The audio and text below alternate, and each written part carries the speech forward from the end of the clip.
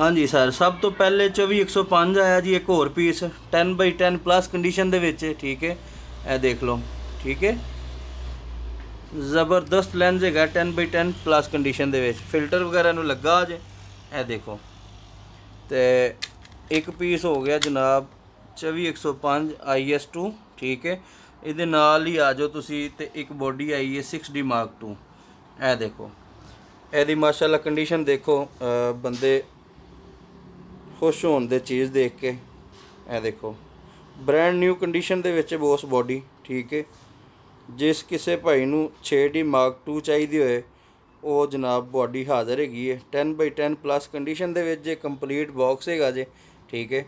नाल ही ये सी जनाब तुहानूं दिखाने आ गया एक 50mm, ठीक है। ये लो कंडीशन दे विच है, लेकिन वर्किंग 100% है। ये जिन्हों भी चाहिए होएगा ये भाई मिल जाएगा 15,000 रुपये का, ठीक है। इस तो नाल एक और 50mm है 10x10 प्लस कंडीशन दे विच, ठीक है। ये किसी भाई नूं चाहिए है तो ये भी मिल जाएगा 20,000 रुपये का। उस तो अलावा जनाब ये आ गया 24120 लेंस, बिल्कुल ब्रैंड न्यू कंडीशन दे विच बॉक्स दे नाल, ठीक है। यह मिलेगा बॉस जिन्हों भी चाहिए 80,000 रुपये का 10x10 प्लस कंडीशन दे विच। नाल ही आ जाओ, एक आई है 750, ठीक है।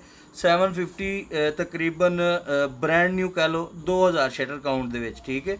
ये जिस बंदे नूं चाहिए होएगी ये भी मिल जाएगी 1,60,000 रुपये की। ये नाल ही एक 750 और पई हैगी है, ਇਹਦਾ भी तकरीबन उन्ना ही शटर हैगा, ये मिलेगी 1,55,000 रुपये की, ठीक है। इस तो अलावा जनाब एक HV120 लेंस पे किस भाई नूं चाहिए है ये भी मिल जाएगा 55,000 रुपये का, ठीक है। 9x10 कंडीशन हैगी जे, वर्किंग 100% है।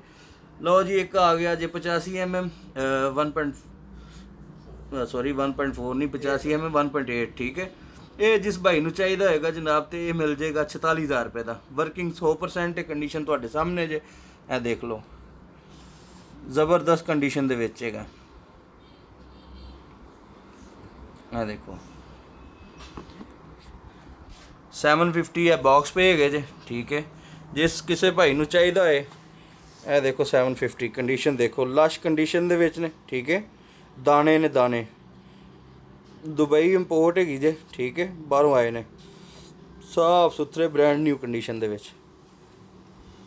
यह मिलेगा 1,60,000 रुपये का दाना। यह एक पीस आया जे जनाब 750, बेहतरीन दाना है, ठीक है।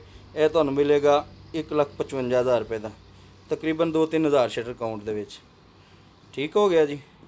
हाँ, यह 6D Mark II जिहड़ी हैगी है ये तुहानूं मिलेगी 1,58,000 रुपये की 10x10 कंडीशन दे विच, 10x10 प्लस कंडीशन कह लो तुसी, ठीक है। तो 24120 HV105 IS2 यह मिलेगा तुहानूं लाख रुपये का, ब्रैंड न्यू कंडीशन च लेंस हैगा। होर भी जे कोई समान आवे तो इंशाअल्लाह जनाब तुहानूं ओहदी पोस्ट आ जाया करेगी।